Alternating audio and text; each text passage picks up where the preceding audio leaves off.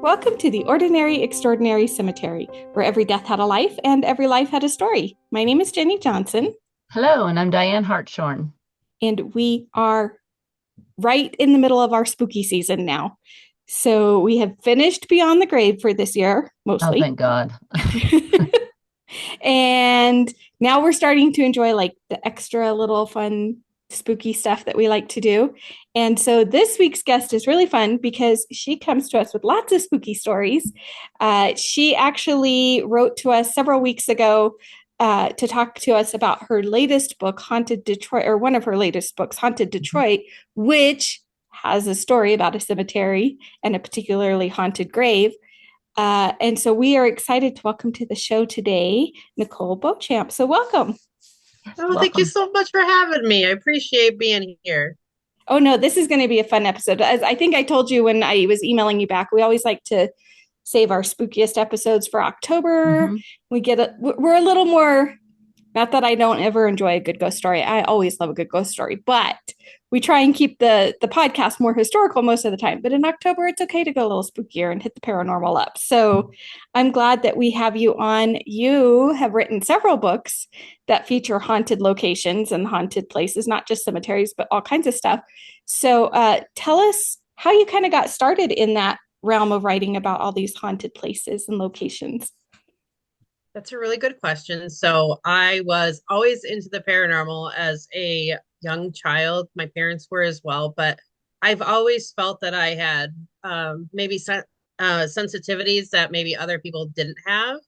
Um, and so, because my parents were into it, like they would take me to the cemetery right in Bay City, and it's called Elm Lawn. And we would like try to communicate with the dead at the cemetery. And so, as a teenager, I would go and go with my friends and try to paranormally investigate Cool. and hide from the cops and all kinds of stuff. But good times were had, and it got me very interested, obviously, in the history. I've always been a history buff, but I wanted to learn more. And so I started initially researching around like my hometown for the history, and then it kind of just expanded from there. Love it. That's so fun that your parents were like, I was gonna let's say, go yeah, on a ghost hunt. Oh, Because always. My parents, like my dad is no longer living, but he was always up for a ghost hunt when he was alive, and my mom still is always up for a ghost hunt. So that's it's a cool. good time. well, it's always a fun way, like when you travel. I like doing haunted tours when I travel of Yeah. places because it's a really unique way sometimes to learn the history of a hmm location. Because you can go on plenty of historical tours, and I do those too, and they'll tell you all the historical things. But sometimes like the ghost stories that go with it can be a lot of fun because it just gives you an idea of like especially the flavor of the neighborhood hmm or the area, and it just gives you another perspective on history and who was there before and why they might still be lingering in the places that are supposed to be so haunted. So initially, like I said, when you emailed us, you had mentioned your book Haunted Detroit, and you had said at that whatever cemetery it was, and I can't remember the name now without going back to the email, but you had said there was a cemetery with a particularly haunted grave with that had a story about a veiled lady with it. So hmm I'm very curious about this story because unfortunately we didn't get to read that book. I Her had a Nicole's publisher was very kind and sent us a copy of a book, but it wasn't that one. He sent us one of her other books, and I didn't realize it till we were over the weekend. And I was like, oh well, now I'm not going to know that story beforehand. So you get to totally surprise us with the story and tell us all about the cemetery and the veiled lady. So Elmwood Cemetery is a cemetery in Detroit. It was established in 1846. Now, prior to it being a cemetery, so this is where the Battle of Bloody Run took place. And basically, Chief Pontiac had heard that there were British soldiers coming toward their encampment. And so he didn't want them to take the land. And so he and his crew at the time ended up slaughtering Captain Dalzell and 160 of his men. Oh wow.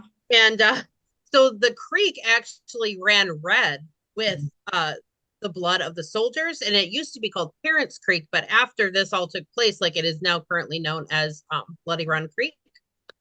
Uh, Makes perfect sense. yes. So you already have that history, and then you have soldiers who are still haunting the like British soldiers still haunting the grounds, and people will often see like bloodied apparitions. They're looking very distressed. They're crying out. They seem just like like they'd been through hell, and they certainly had, but Mhm. uh this is very frightening, as you can imagine, for people just coming to like check on the grave of a loved one. Sure. So you have all that, and then now they have the veiled lady monument, and this came a little later, of course, after it had been established, but this monument, this was erected by Joshua Waterman on behalf of his deceased wife, Eliza. And the story kind of goes that, he was this attorney, like well-to-do man, and he had gone with Eliza, and they had fallen madly in love. They got married. And they had a lot of stressors in their life. They had kids, and Eliza, I guess, was not feeling well sometimes, so he often had Eliza's sister Fanny come and actually help out in their family home. Well, a relationship began Uh-oh. developing between Fanny and Joshua, unbeknownst to Eliza. Oh no. And yeah, so he pretty much got caught cheating on her, but Eliza ended up passing away. And even though he was philandering, like, he still loved her very deeply, and I guess felt very sorry for what he had done. Um, and so to show his love, he had put up this monument, and it was of a veiled lady. It was supposed to look, I guess, very angelic. He had it made in Rome, Italy, and Ooh. it came to the States via ships, I should say. And in Spain, it actually fell off of the ship Oh no. and was underwater for 2 years. So they found it. They brought it back, back to the States, or Mm-hmm. I mean, we're bringing it to the States, I should say.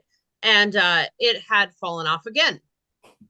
So they finally got it to the cemetery, and I believe that they had it in the Waterman plot, so it was like nearby where he's buried, and it got struck by lightning.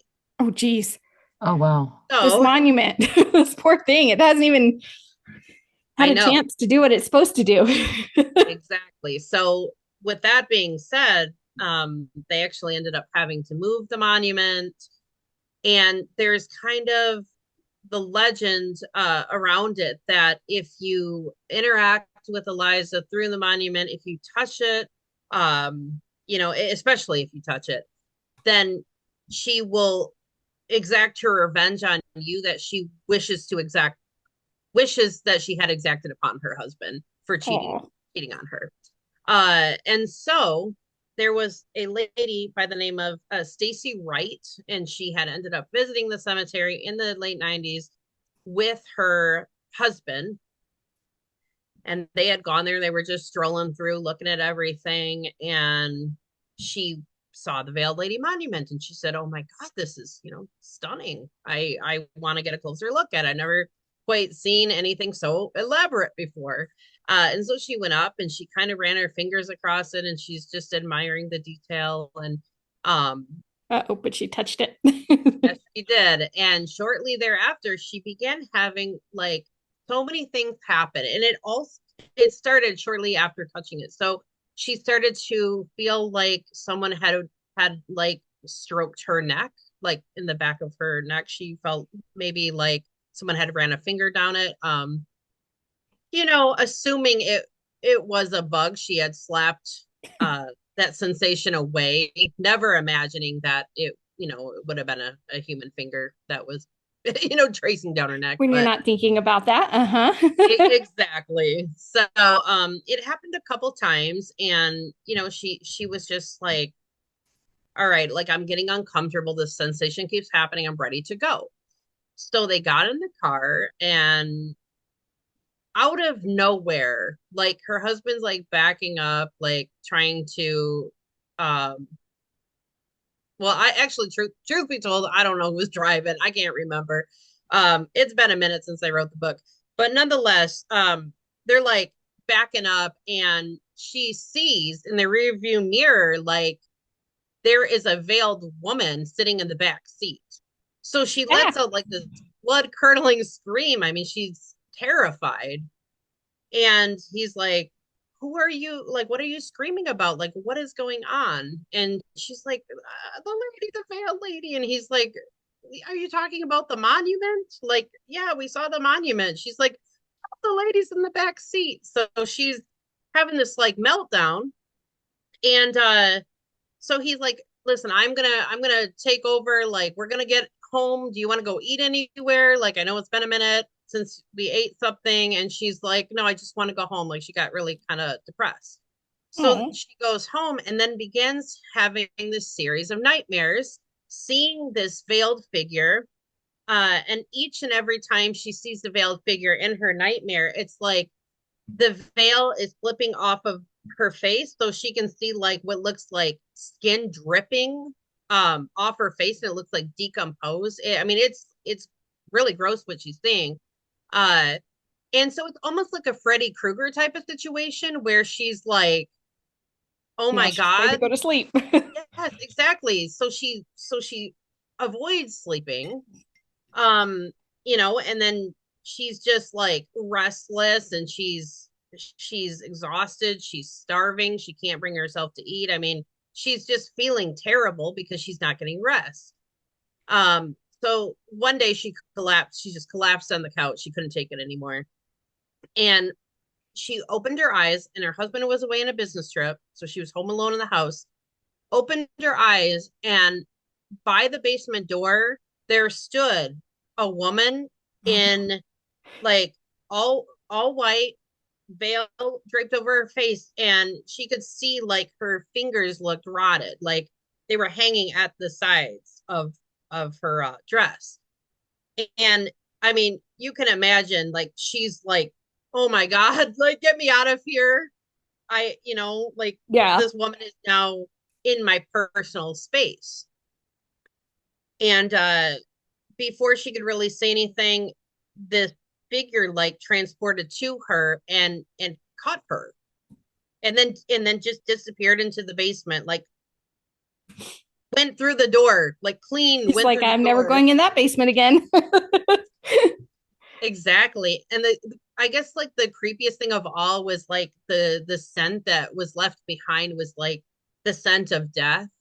Ugh. Like, the I mean, I've never really, I guess, maybe smelled the scent of death, but many people compare it to like a really dirty kitty box, or like Hey, sulfur, rotting flesh, like those yeah. kind of smells. But that's the kind of smell like this that was left in this ghost trace. Um and so, like, long story short, this poor woman ends up losing her husband, her job, her house, like everything.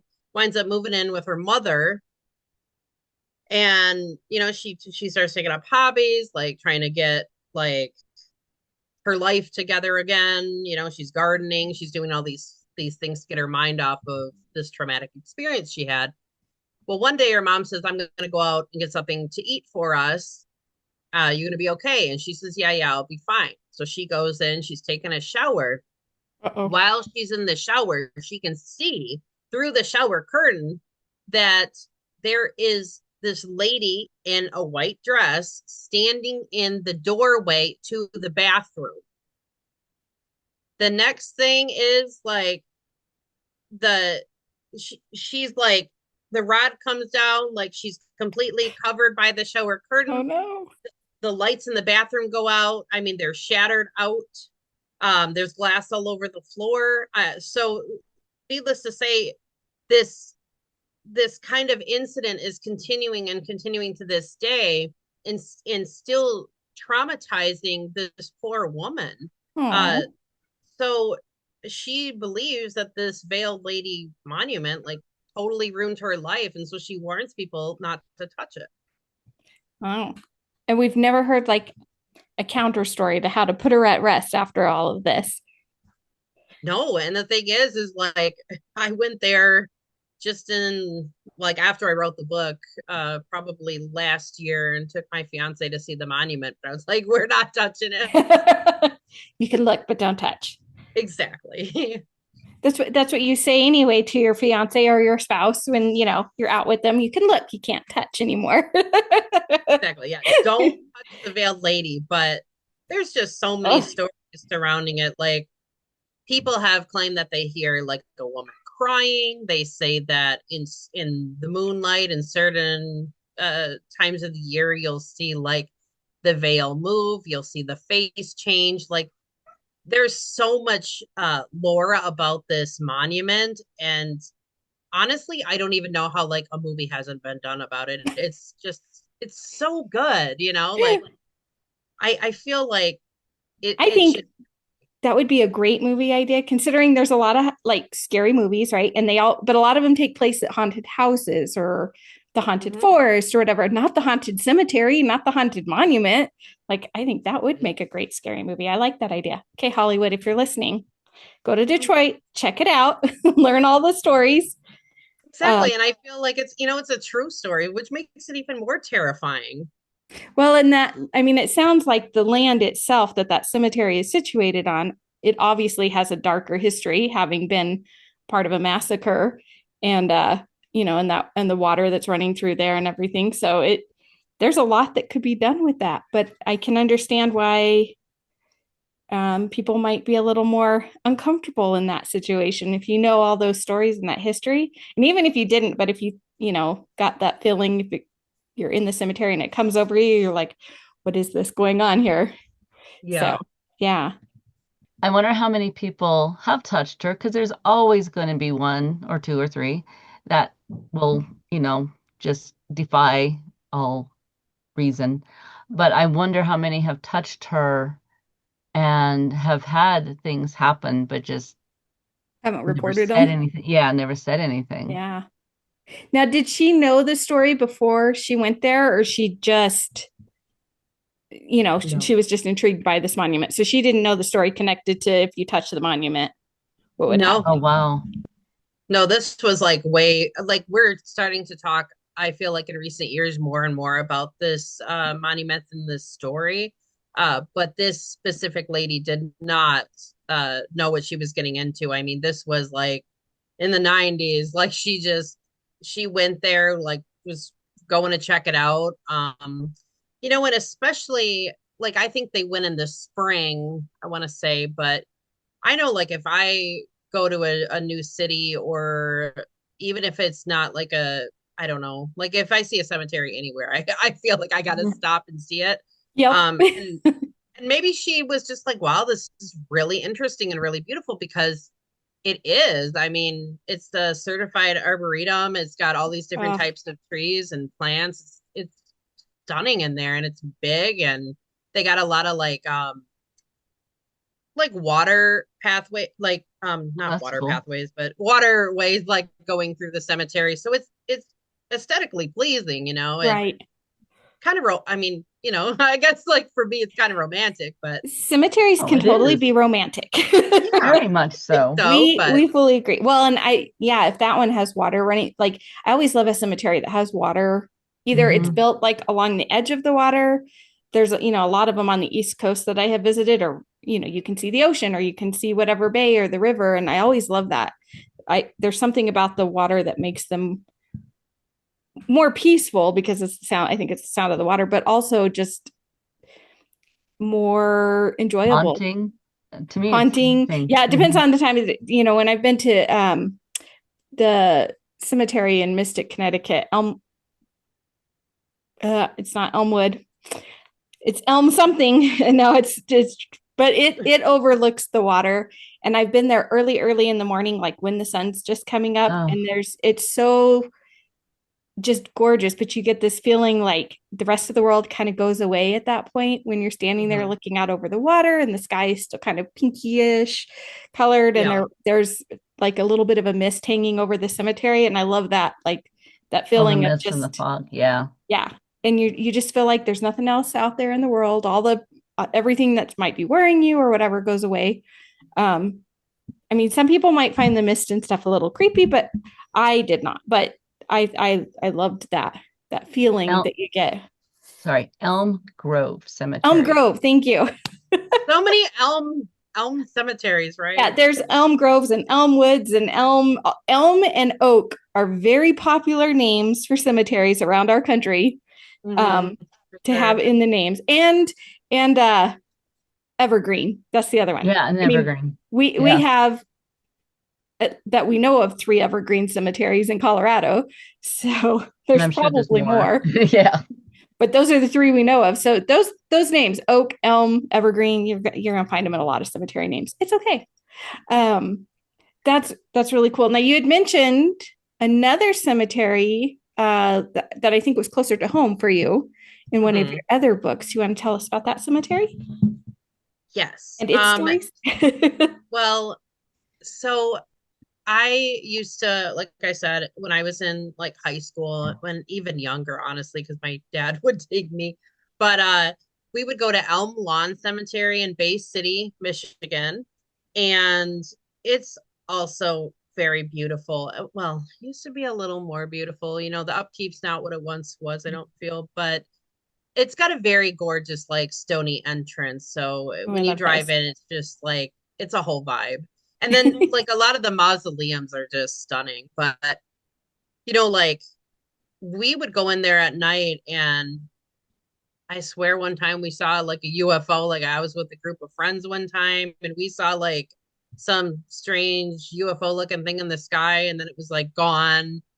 There was another time that I was in that cemetery at night and I was excuse me, being chased out by what sounded like super loud footsteps, but like I don't even know how to explain it. It sounded like an earthquake. Like it was like Mm. footsteps, but as loud as an earthquake.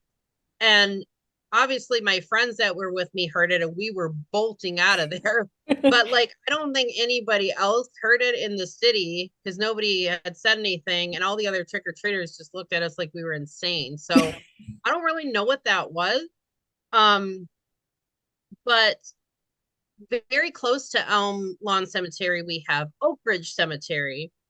And our Masonic temple is connected to what used to be the Scottish Rite. So they kind of like fit together Mm-hmm. perfectly, like they're connected by hallway. And at one time, before the Scottish Rite was, I think, in operation, if I'm not mistaken, there was a cemetery that was actually on the parking lot because there was a church and then there was a cemetery right on where the parking lot now is today.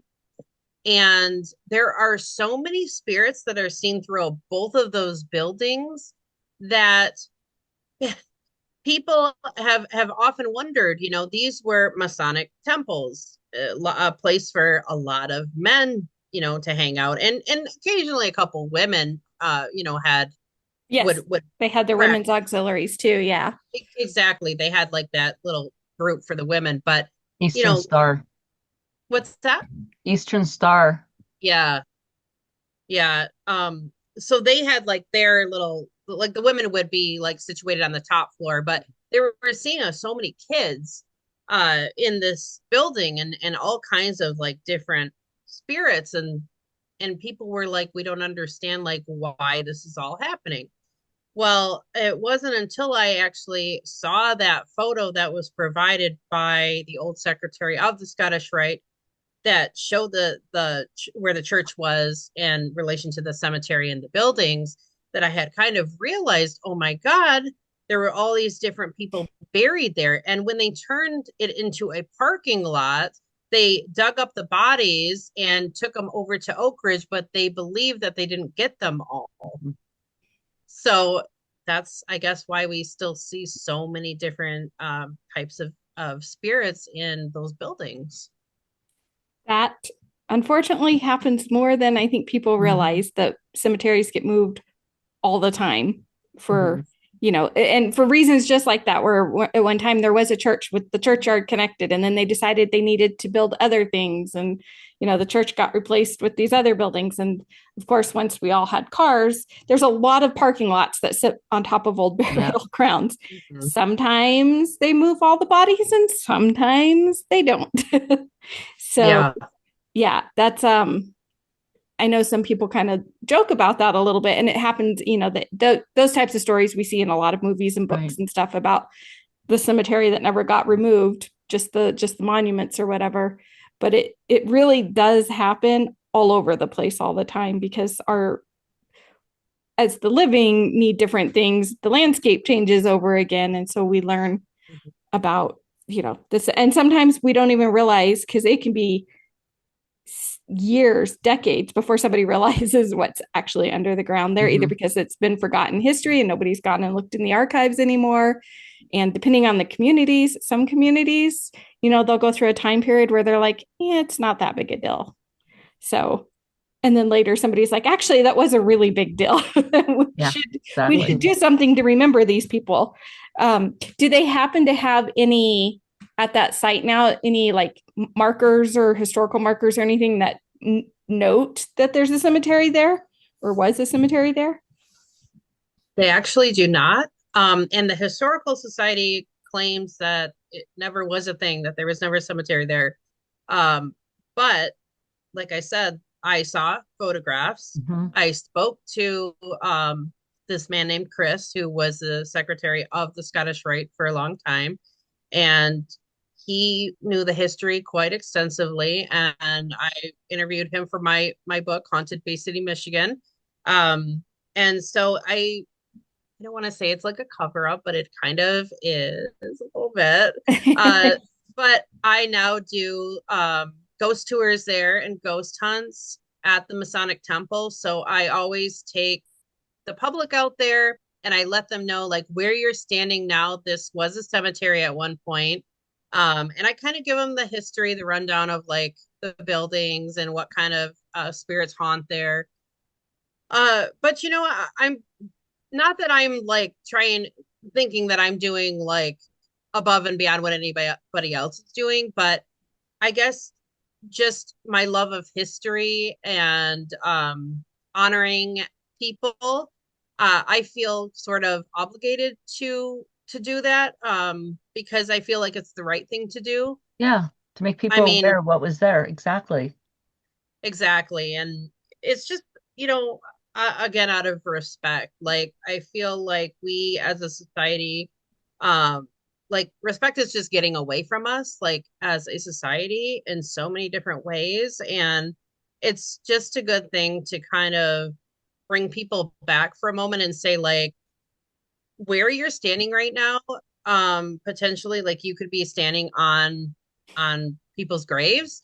I remember last year in November I went to Auschwitz and Birkenau Mhm. Oh, in Poland, and we were standing in the back of Birkenau, and they had like three headstones up by this pond, and the tour guide told us that's where they had dumped like many of the ashes of the people that they had cremated. had cremated. Admit it. Yeah. And he told us that like where you're standing right now, like you're standing on thousands of ashes. And Hmm. that just it was horrifying, obviously, but it's you can't just pretend like this stuff didn't happen. We have to talk about it, and we have to educate other people about it when we learn about it. Right. If you can learn from the history, then it won't hopefully be repeated. So that's always the goal. Well, and to stand there, especially, there's other places in the world too that would be just like that, where so many people were murdered. And Hmm. to be able to stand there and know the atrocities that took place, I Mhm. mean, you would just, even if you're not sensitive to other things, that's Right. something you would, unless you're a completely cold hearted person and have no Mhm. feeling towards humanity, you would Hmm. just stand in those spots and you would feel all of that history and that oppression and that um, just everything. I mean, Everything. I can You just, would feel everything. you would feel it all. Hmm. I'm, It's literally insane. Like when you walk into Auschwitz, if you take the tour, the first building they take you into is this room, and it is, I'm trying to give you some sense of like how big this room is. Um, I don't know, maybe 30 feet long. I'm maybe this same tall, but it's full, like there's a case and it's full of human hair from like top mm, to bottom. So you really like get the scope, I guess, of like kind of what happened there. And then they take you into like a lot of the different buildings and you get to walk through like the gas chambers. It's something that sticks with you forever afterwards. But it's good to do that and learn about the people that died there and how they died, because that's a way we can respect their memory, is by sharing their stories and learning about what happened to them and in the manner in which it happened to them. Well, yeah, that's why it's so important not to cover and hide that history. Just like where you're at with that cemetery, even though some people may probably don't want to admit there's a cemetery in that parking lot, Mhm. you reminding people that there is a very good thing. yeah.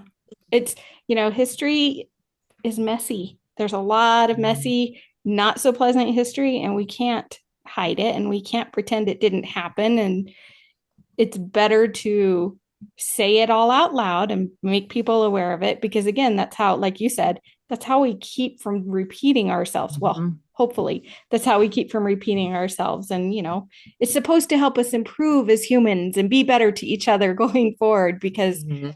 we can look back and say, okay, this is not how we're supposed to treat each other as Right. humans. And sadly, I mean, centuries and centuries of humans have been mistreated across Right. our globe. It's not, just in Mhm. Germany and just in the US and just, I mean, it's everywhere.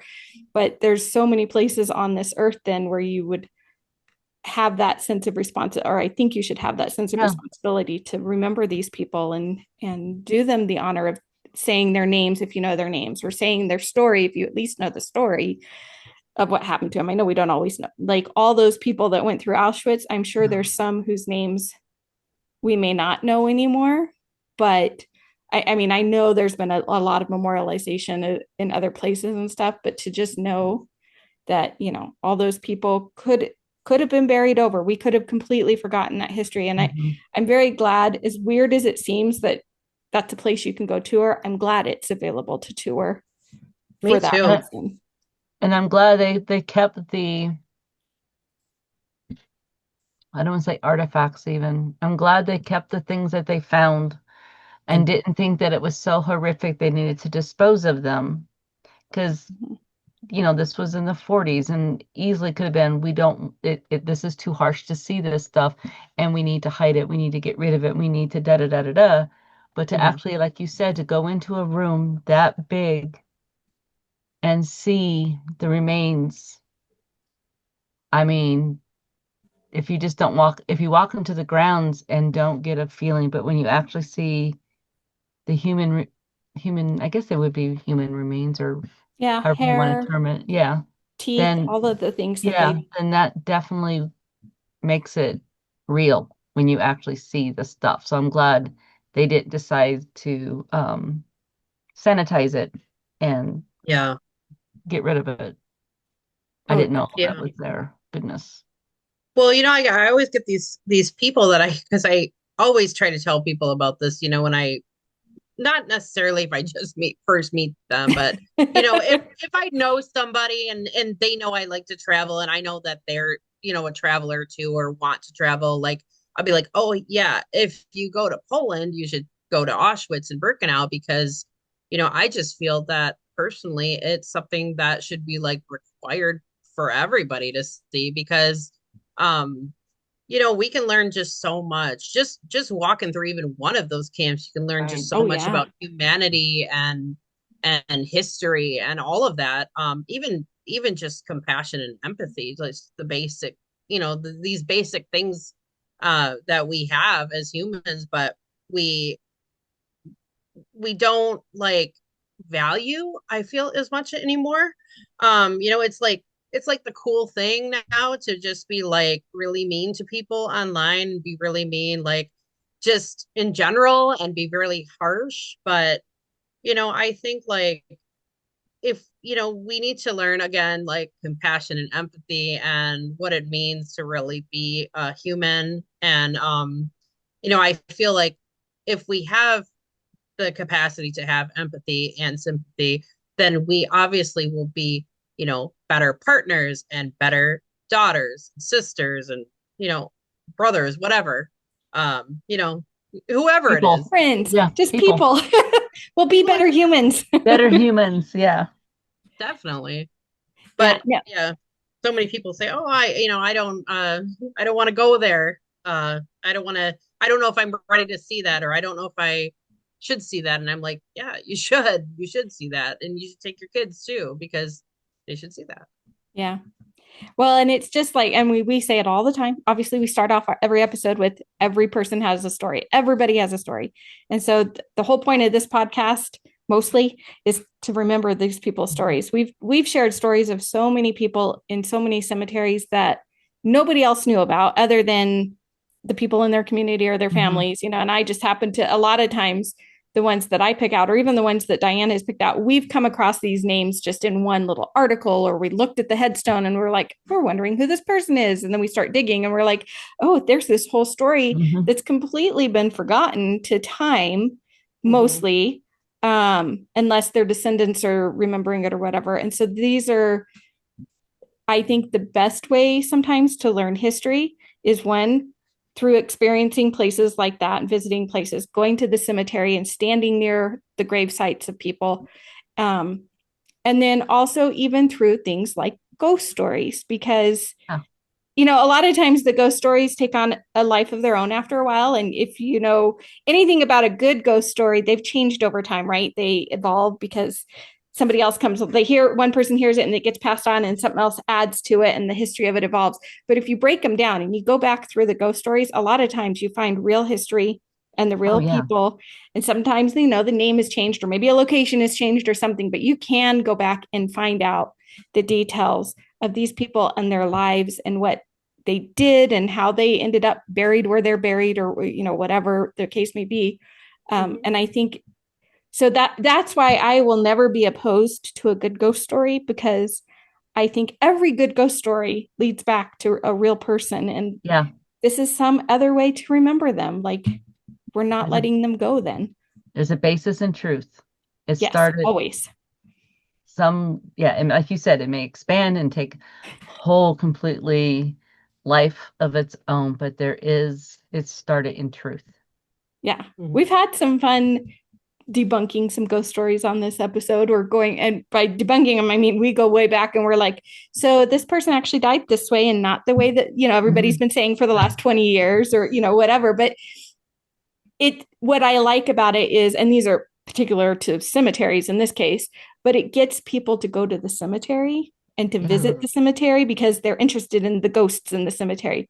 But then there's also the people that go and then they might discover whole new stories that Hmm. we haven't remembered in a long time. And so then we start to remember. And I always just hope that, when you take the ghost tour of whatever old city that you're visiting, it sparks that passion for wanting to know more and remembering more. And I Mm-hmm. think that's awesome. And I love that you've written books about different places that you've either lived in or visited. Yeah. Tell us a little bit more. So you have 4 books that are out now, and you have a new one coming out next year. So what are the 4 that you currently have that are available to our listeners? And of course, we'll link all this in our show notes. Sure. So it's the first one was Haunted Bay City, Michigan. The second one is Haunted Detroit. The third was Haunted Bars and Pubs of Michigan. Oh, And the fun. fourth one is Haunted French Quarter Hotels. And that's the one that Diana and I got. So we Yes. got your most recent one, that's published, but it's great. Like New Orleans is still on my bucket list. I've never actually been there yet, but now when I do go, I'll have a plethora of hotels to choose from after reading all the stories about them that you wrote about. Like, well, I'm putting an event on next year, and I don't have all the details right now, but like whenever I get it all sorted, I will definitely send you both the details. That would be awesome because you have to go. It's so much fun.